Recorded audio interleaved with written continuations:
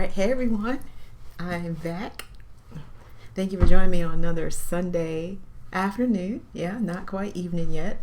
And I didn't come on last Sunday just because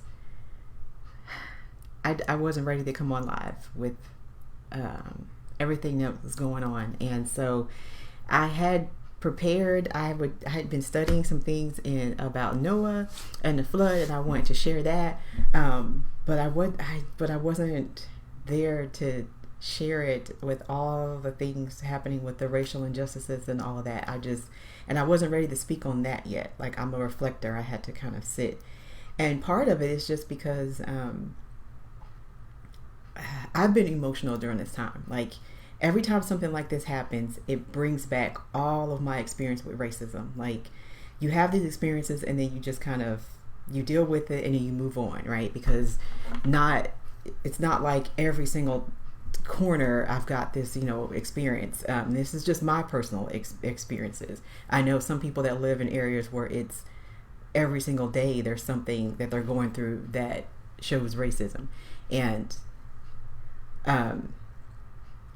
so you can now kind of like go on about your life, and then either something else happens to you personally or something happens in the news, and it just brings it all back up again. And so I wanted to come back on because I've been wanting to come on Sundays. I'm trying to be consistent on that. And then I just wanted to share my experiences with racism. I don't think I've ever really, unless you know me as like a friend, or of course you're my family member, a brother, mom, aunt, somebody like that has heard my experiences. And so I just want to share it because there's this thought that like racism is not as bad as it is, and it's not as prevalent as it is. And that's so erroneous. Like it is. Just because there's not incidents like George Floyd and Breonna Taylor and Ahmaud Arbery, just because we don't see that every single day doesn't mean that there isn't other racism. Like, those are, how can I say it? Like, there's still a mindset and there's still ideas that are out there that lead to those type of tragic events. But those kind of mindsets and things are still what causes us to still have experiences. And so I just wanted to share my experiences as well. And so I have some things written down, but I may end up being all over the place, so just bear with me.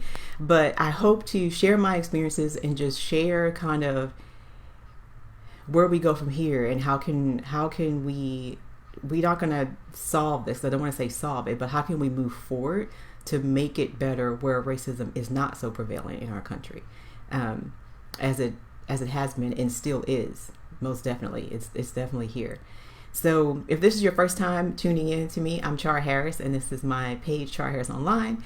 And this is where I share my faith and encourage you to grow in your relationship with God, and encourage you to study your Bible. And I do some Bible studies on here. I mean, I just kind of started, so it's all new. I walked through the book of John, that's a couple weeks ago. And then, so this is going to be a totally different one. It's not really a Bible study, just me sharing. I do want to speak to the fact that, of course, everybody's experiences are different.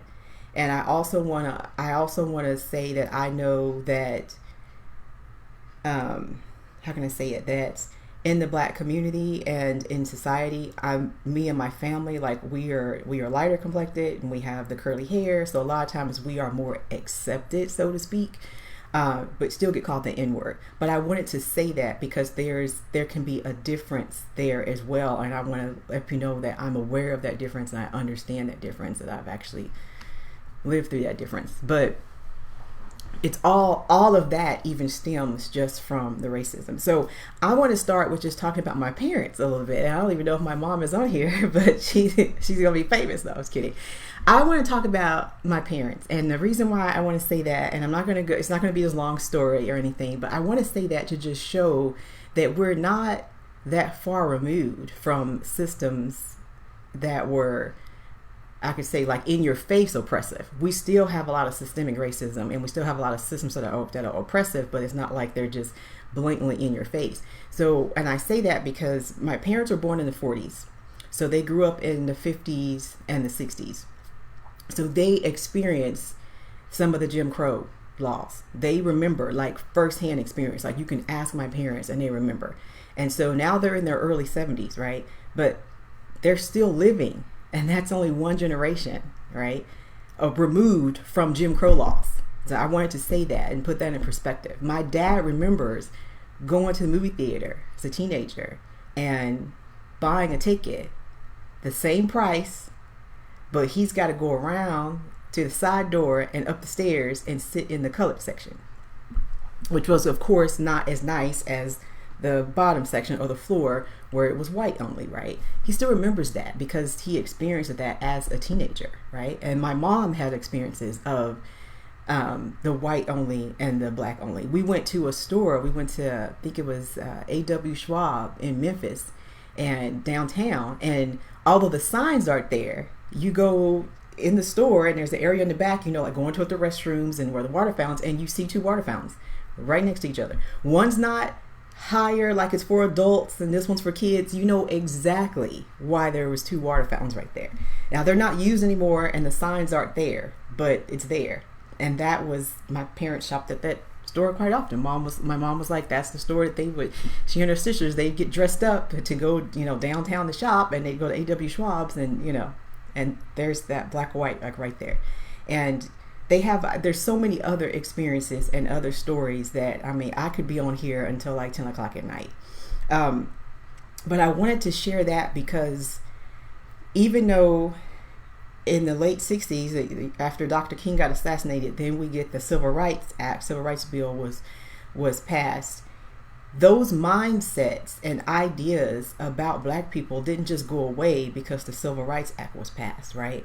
The mindsets were there. It's just that now you couldn't be blatant with it, right? So there's other ways you could, you know, exert things, but the mindsets are still there. That didn't just automatically go away because a bill would pass. So yeah, there's a law now, but people still think that way. And then as us black people, we still have the remnants of that. Like there is a thing that is generational trauma. Like my parents experienced traumatic events and we've dealt with it, and then I know about it and they've told me about it. And I did not experience Jim Crow, but then me and my brothers experienced things in school, right? And so that follows, just as people's mindsets about the two races didn't go away because the Civil Rights Act was passed. Our feelings and stuff didn't just go, oh, okay, now we're all healed and we're better, and because that was passed, okay? And that's not that long ago. So that's why we still have these incidents. That's why we still have this injustice. That's why we still have these things happening with the police, is because there are people that still have those mindsets, and there are people that still support those people that still have those mindsets. So that's why I wanted to start with my parents, because they are still alive, they are healthy, they are well, and they can tell you all the things that they have experienced. Let me turn my phone off a little bit. So I wanted to start with that. And then I'm not going to share, there we go. Let's put my phone on buzz. I'm not going to share every single racial experience I had, because then again, I'd be here just forever. Because I mean, you've got just blatantly in my face, and then you've got the microaggressions, and it's just, I'd be here forever. But I am going to share the first time that, and I hope I don't cry, but I'm going to share the first time that I realized that my skin color had meaning. And I'll say had meaning, and in a negative way. I'll say that because I grew up on, my first years in school were on an Air Force base. My dad spent 23 years in the Air Force, so I'm an Air Force brat. And so I started kindergarten on Holloman Air Force Base, which is really close to, in Alamogordo, New Mexico, which is about an hour away from El Paso. So that's where I started kindergarten. That's where I was born, and that's where I started school. And so it was in kindergarten that I had my first experience with racism. And why I say when I realized my skin color had a negative meaning to it is because I knew we were different colors. I was in a diverse classroom because we're on an Air Force base. And so I'm in a class with kids of all different colors. And but you saw the colors, but it wasn't like this is bad, this is good, or whatever. I'm thinking back to my 5-year-old mind, and I had a little friend that had freckles on her face, and we became friends, and because my mom had freckles, and so it was like, oh, she's got freckles, or she's got spots like my mom, as I used to think in my head. And so we were friends, and we're in kindergarten, and we're just 5. And I knew we looked different, but we were friends, and we were in school. So what happened is we were on the playground, and we're going to the slide. There was this big slide. In my mind, it still looks like it was huge. It was like the tallest slide, and everybody wanted to slide the big, tall slide, right? And it probably wasn't even that big, but to a 5-year-old, it was like that was the slide to get on. And so you wanted to run, and you wanted to get on the slide first, and then go get on the swings. Like we all had like this little thing. You want to do that first and get on the slide. I remember that. So we're getting ready to go up the slide, and I'm climbing up the steps, and there's a boy that's up the ladder in front of me, and my friend is behind me. And he turns around and says, "You're an N-word." I'm not even going to say it. I wanted to say it, but I was like, I just not even going to say it. And he said it to me more than once. It was about 2 or 3 times. And he just said, "You're an N-word. You're an N-word." And I had never heard it, so I didn't know what he was talking about.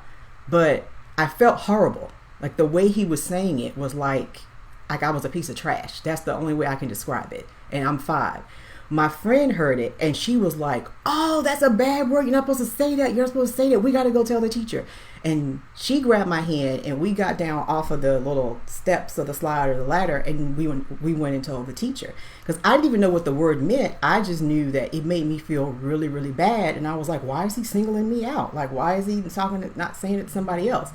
And I still don't know what happened to him, because he wasn't in my class. It was like 2 classes out having recess at that time. And so I just remember telling the teacher, and I remember I felt bad. I didn't even want to go back and swing. I didn't want to go do anything else. So I sat there on the bench. I mean, there was like a little bench in the sand or the gravel. We had kind of like the little rocks or something out there. And my friend sat with me. And so we just sat there and talked and played and whatever right there. And I didn't even want to go out with the rest of the kids, because I kind of felt embarrassed. I felt shame, because I was like, why is he calling me out like in front of everybody? And I didn't even know what it was. So I don't know, but we told the teacher, and I don't know what happened after that. I don't remember seeing that kid again, but again, we were in different classes. But that's when I realized, okay, we're different colors, but that means something, because he wasn't saying that word to my friend. He was saying it to me. And so I went home and told my parents, and that's when my parents said that, well, there's different races, and we're black people, and some people don't like us, and they use that word, and it's a bad word. She goes, your friend was right. And she was like, if anybody ever says that again, you always tell the teacher. And I was so confused at 5 years old, because I kept thinking, what did I do? Like, what is it about my color that would make somebody say that word or say a bad word? Like, you're 5. Like, I just didn't get it. Like, it didn't make any sense. But that's the world we live in, right? So if I was in kindergarten, he was in kindergarten. And so now as an adult, I reflect and be like, what was going on in his house? I mean, we pretty much know what was going on in his house for him to say that, but I'm just like, we're 5, and you see someone that looks different than you, and the first thing you do is say something like that, And I don't know, but for me, I wanted to share that experience because it speaks to this. Racism is so inherently like in our country and prevalent that you hear things at that young of an age. Okay, it wasn't until I got to be 18 and 25 and went on the job and then somebody said something. I was 5. I was literally 60 months. Like, I was 5. I didn't know anything else. And I got called a racial slur by another 5-year-old, right? So that means this is taught. This is a mindset that is passed down, because that made no sense to be that young, right? And so I don't know why I didn't see him again. We may not have gone out with that class again. I don't know. But I wanted to share that story for 2 reasons. The first reason is I wanted to share it because of what I just mentioned about it's a mindset. People's minds just didn't change when the Civil Rights Act was passed. It wasn't like, oh, the act is passed, it's against the law now, we're all good. No, like, because here I am in the kindergarten. So I was born in 79. So I was in kindergarten in what, 84, 85? If I'm doing the math right, because I was 5 years old. I know I'm a math teacher and I'm over here going. So probably like 84, I guess, or 85, I was in kindergarten. And civil rights has been passed, right? We shouldn't be having this going on. And here's a kid calling another kid an N-word in kindergarten. All right. So there's that. But the other part of the story, which I hadn't even thought about till now, was my little friend that actually was like, that's not right. We got to go tell the teacher and get off the slide. And she, and she went and told the teacher with me. And I say that part as well, because that's one way that you can be anti-racist. It's not just enough to just say I'm not racist and then just sit back. We've got to actively, because you've got people out there that are actively doing racist things, and we've got to actively do anti-racist things. And that, to me, is one of the biggest issues, is if you hear somebody say a racist joke, and not just against black people, like anybody, you hear somebody say some kind of racist joke or some kind of comment or whatever, stop it. Like, it's going to take all of us to be like, that's not okay. Like, or I'm not going to laugh with that, or that really is not okay to say, or I don't like that you said that, or maybe you should think about what you say. Like, it's little stuff like that, because as more of we allow those things to happen, then we get this mindset that it keeps this mindset that these people are just not good. And then you end up with things like with the cops just always assuming that, oh, it's a black man, he must be doing something bad, and not even really try to assess the situation, and then it ends up with someone else being dead again. And that's all from these little mindsets. So it has to start in the heart. It has to, because we have a civil rights law that was passed in 68, 69, but the mindsets and the heart posture is still there. So for it to come out in 5-year-old on the playground, which is my first experience. So I wish I could say that was my first and my last, but of course it is not. There's so many experiences between there and now. I mean, just recently, I would say 2 things happened recently. Recently, I was followed in a store. I think that was probably toward the end of last year. And it was blanketed. It's not like just because it was Christmas or it was the holiday time. No, like, this sales clerk kept asking me if I needed help, kept watching me when there were 2 other women on the aisle with me that she never once approached and asked if they needed help. And they were both white. But she kept asking me if I needed help, and then would walk off and come back and then side-eye to be like watching me. Like, it was blatant. And that was just last year. I can't even remember if it was October or December, but that was just toward the end of last year. And then just recently, I won't go into detail, but I shared a racist remark with a coworker, and that coworker just kind of like dismissed it and like, it's not a big thing. And I was like, okay, it was a misunderstanding. And so it's how can I say it? Like, it's all around us. And I don't know, it's going to take everybody's work. And when we mean action, it does not mean you have to go out and protest. If that's what you want to do, that's fine. But I feel like it's the small things, like I mentioned earlier, someone makes a remark, someone makes a joke, and you say that's not okay around here, or that's not okay. And we talk about that. It's the little small things that I feel like are going to add up and going to help, because those are the things that keep adding to this idea and this mindset. That's just from my personal experiences.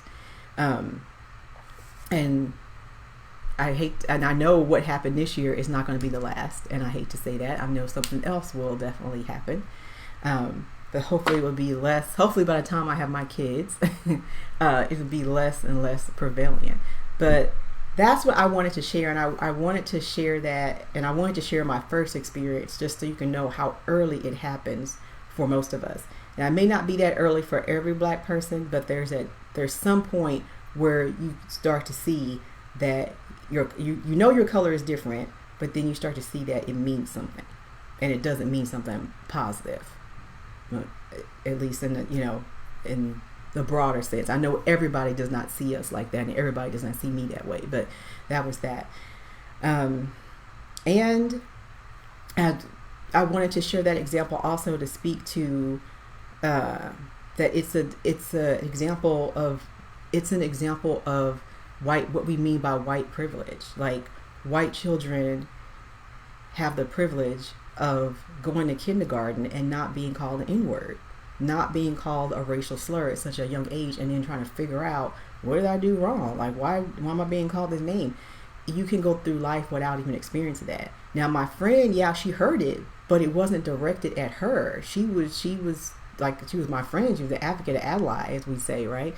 But it wasn't directed at her. She experienced it secondhand, but it wasn't like he was calling her that name, and she had to deal with, like, why am I being called that? And what is it about my color that makes it like that? So I wanted to share that, to say that as well too, that we're not talking about you don't work hard and you don't things. It's just that you have the privilege to not experience a lot of the experiences that we go through as a Black community, because we go through these experiences because of our skin color and nothing else. And if you don't have that color, then you have the privilege of not going through those experiences. And that's what that is right there. And so that's why I want to share that example, and because there's countless other examples that I went through, but that one, I don't know, something about being 5 years old and that happening to you on the playground. And I can't think about, I'm not even a parent yet, and I can't imagine how my parents felt having to explain to me what that word meant to your 5-year-old kid, so that they know it's bad and know to tell somebody, but just that you have to even explain that to them and talk to them about that. I don't want to think about that conversation would be like, but they had to do it, and so it happened. So I want to move on. I have a whole lot of things written down here that I was going to talk about. I was just kind of like just writing stuff, but I do want to say, as a believer, this is the time to lean into God more than ever. I've had a rough week emotionally. I mean, I had feelings of just hopelessness and when is this going to end, and just feelings of, just feeling alone in this. Like, I know I have my family, but just alone I know it's hard to explain, but in that part. And Friday, and I know yesterday, I completely just signed out of social media. I just signed out, and I spent time sitting outside. I spent time reading. I spent time listening to worship music, and I felt so much better, because I wasn't looking at all the things that are happening. Like, you want to be aware and you want to know, but you don't have to be, I guess you'd say, be in it all the time on social media and listening to everything. At least that's helped me some. And one area that I reached out in is that I shared some links in this video in the description box of this video of some ways to help, and there's countless ways. Of course, you can protest, and you can go out and do that as well, but it also helps if we help build up the Black community.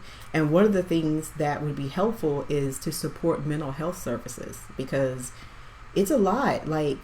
I'm going to talk to my therapist actually on Monday, and because you're having to process these experiences that you had, because this has triggered, this event has triggered all of that again. And so you thinking you were at a good place, and of course you're not, and you're having to process this stuff again. And so I shared a link in the description of this video that is a GoFundMe, and I'm sharing it because I trust the person that set this GoFundMe up. She is a certified psychologist, Dr. Melissa Rosenberg, and she is in my Christian singles group. And she started the GoFundMe so that she can provide mental health services and therapy to anyone during this time that can't afford it. And I think she wants to keep it going. She might actually establish a whole thing behind it, but she just did a GoFundMe, and I actually donated money to that. And so I would I mean, if you feel moved, then you can donate to that too. But I'd say definitely pray about it. Because sometimes when these happen, it's like you want to do something right away, and we're all frenzied and everything. But I've been quiet, and I've prayed about it, And when I saw that come up, that just felt, I was like, that's it right there. I was like, we have experienced just as a people a lot of trauma, and that's one way where we need help is through therapy and mental health. And her reaching out, doing that, I thought was great. And so I put that link in there if you want to give that GoFundMe. And then also I put an article that I think KVUE, if you're in Austin, listed a whole bunch of businesses here in the Austin area that are Black-owned businesses. And that's another way to support, like just support your community, because we are part of the entire community here in Austin. And there's businesses that you can support that you may not even know have been Black-owned, and now you know and wanting to try it, well, definitely go try it, go and support. So I put that list in there too. But there's countless other things. I mean, there's movies, documentaries to watch if you just want to see more about the experiences. Like, just learn. This is the time for you to just listen. Just listen. Because we have been wanting to be heard for so long, and it's always like, oh, it's just that one incident over here, oh, it's just that one incident over here.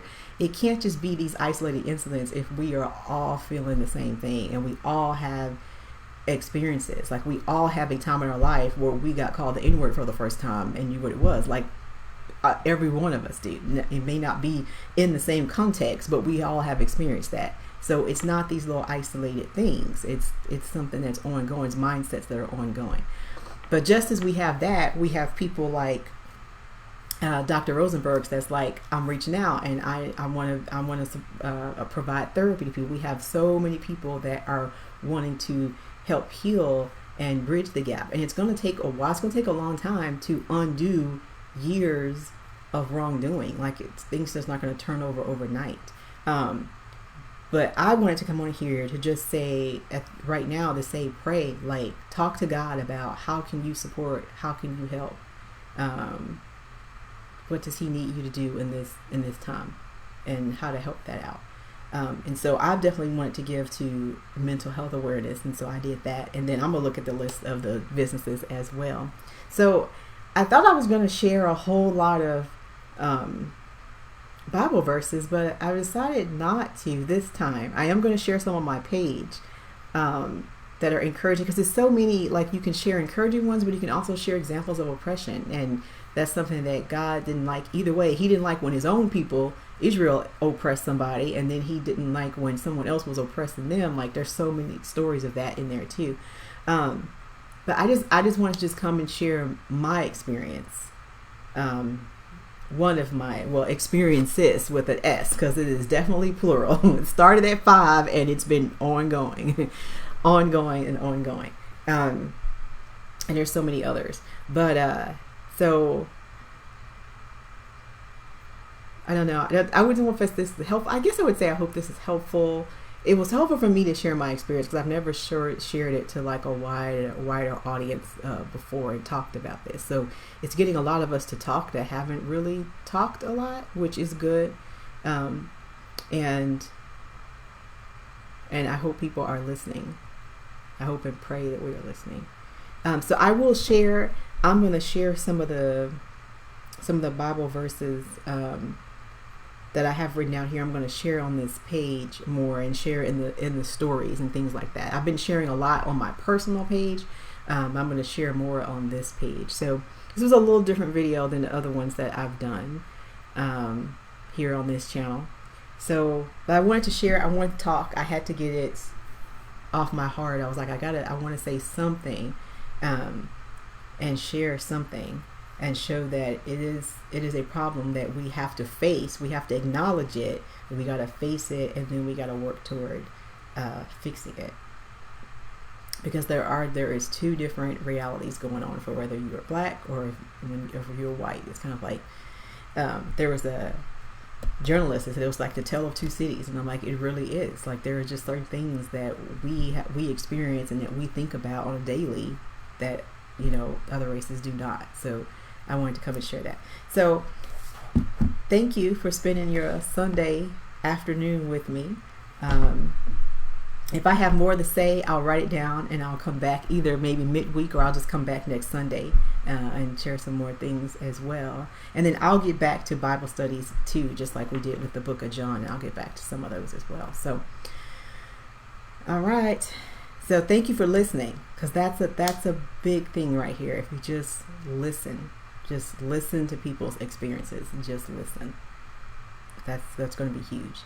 All right, so thank you for sticking with me this Sunday afternoon, and I'll check. Okay, I don't have any comments. I have it pulled up on my screen over here, so I don't have any comments. All right, so then I'm going to sign off, and I will see y'all next week if I don't come on like on Wednesday or so, but I'll see y'all next Sunday.